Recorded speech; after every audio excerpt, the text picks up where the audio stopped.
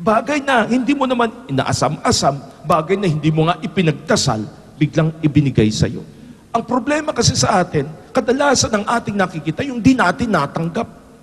But if we can only count our blessings, bagay na ibinigay sa atin at sa iba'y wala, ang dami mong dapat ikatutuwa. May mga pictures akong nakita doon sa India, kung gaano katindi ang kanilang poverty, at sa Africa din.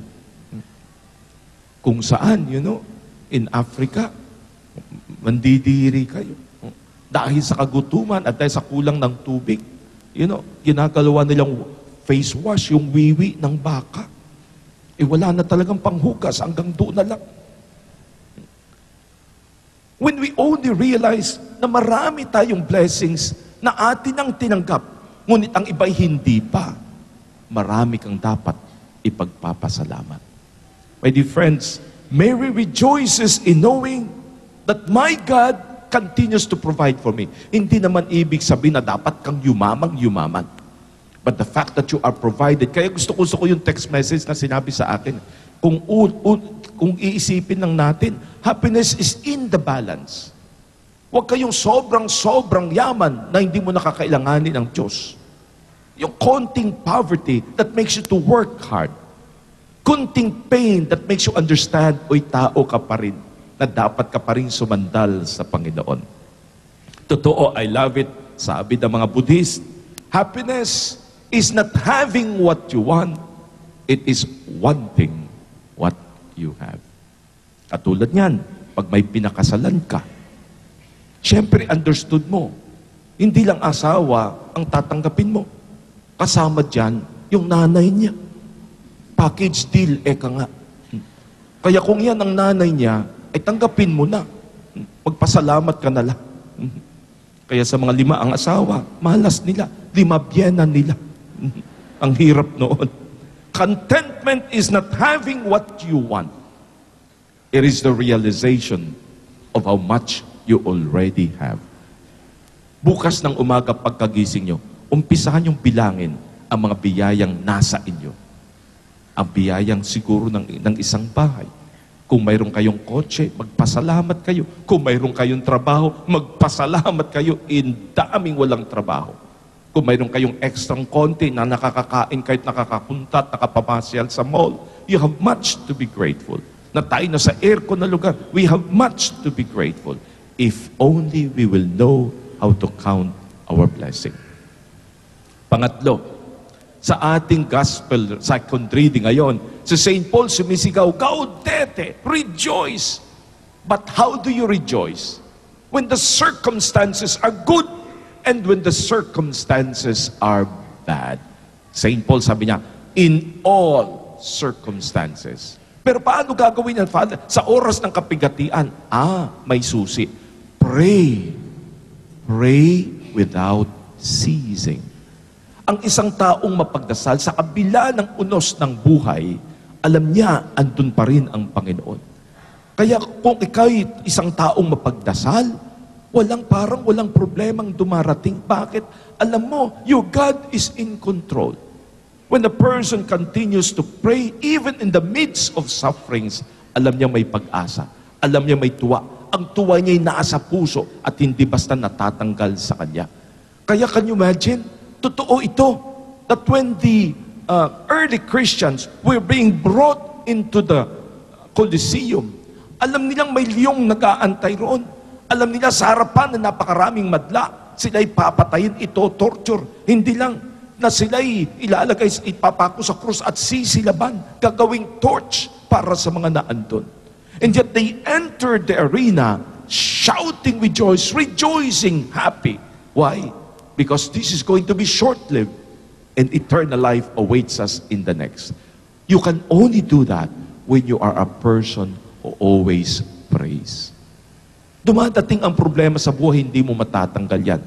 Ngunit kung palagi kang nagdarasal, palagi inilalagay mo ang sarili mo sa harapan ng Panginoon, palaging tinitignan mo ang lahat ng nangyayari sa mga mata ng pananampalataya, you will be a person who will always rejoice. Tama nga ang sabi ni San Pablo, The moment you are a praying person, you will have happiness and you will have peace. Sapagkat ang Diyos na iyong sinasampalatananan ay ang Diyos ng kapayapaan.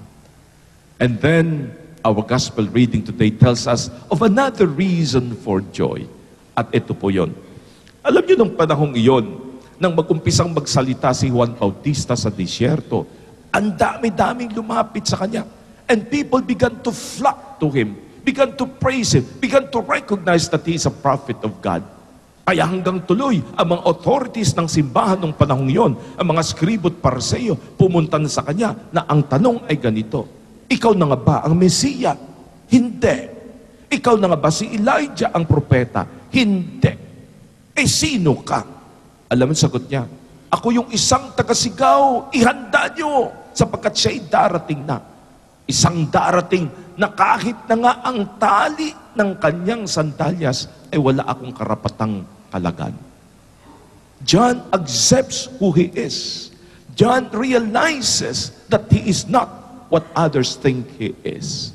Alam niyo, si Boy Abunda, pag ikaw ay ini-interview niya, kadalasan sa dulo ng kanang interview, etong gagawin niya. Pag inilagay ko sa harapan mo ang isang salamin, and it is a magic mirror, at ipapakita sa iyo kung sino kang tunay, ano ang sasabihin mo doon sa iyong nakikita sa salaming iyon? Tapos idudugtong ni Boy, pag dumating ka na sa punto na sasabihin mo sa iyong nakikita ang sarili mo sa salamin, oy, tanggap na kita. You will have deep joy. Pag natanggap mo na ang iyong sarili, sa iyong kapalpakan, sa iyong kahinaan, alam mo mga kapatid, that is when you have true joy. When you begin to realize who you are, and you accept who you are, with your frustrations, with your dreams, with your aspirations, with your achievements, and with your hindi na-achieve, that's when true joy really happens. I think ang greatest frustration natin, ang greatest unhappiness natin, is kung hindi natin pa rin natatanggap ang ating sarili kung ano tayo. And unfortunately, yung iba, they begin to build an image of themselves na hindi totoo. They will always be unhappy. Saint John the Baptist understood who he was. At kahit ang gusto ng tao ay maging ganito siya, tinanggap niya, hindi ako yan, ako ito. Ang aking tinatanggap, ako'y tagasigaw lamang para sa kanyang dumarating. Kahapon, meron pong isang pari ng Jesuits na nag-launching ng kanyang libro, si Father Guido Arguelles. Ang isa po sa mga pages na statement na kanyang ginawa sa kanyang aklat, napakaganda. Ang sabi ganito, when you think of yourself as always right, you have a problem. Something is wrong. When you think of yourself as always wrong, you have a problem. There is something very wrong. But when you think of yourselves as sometimes right and other times wrong, welcome to humanity that is accepting your human condition. Napapalpak tayo, nagiging okay din tayo. Once you have accepted that, you will have the joy that is in the heart. My dear friends, sa araw na ito, the Lord teaches us, rejoice in 4 things. Number 1, na ang true joy is in giving joy to others. Sabi nga nila, true happiness is not to be found by seeking it for yourself. It is to be found by seeking it for others. Magbigay ka ng tuwa, sigurado may tuwa ka sa puso. Ikalawa, to rejoice sa dami ng blessings na iyong tinanggap. Huwag mo masyadong isipin yung wala. Magpasalamat ka sa kung anong meron.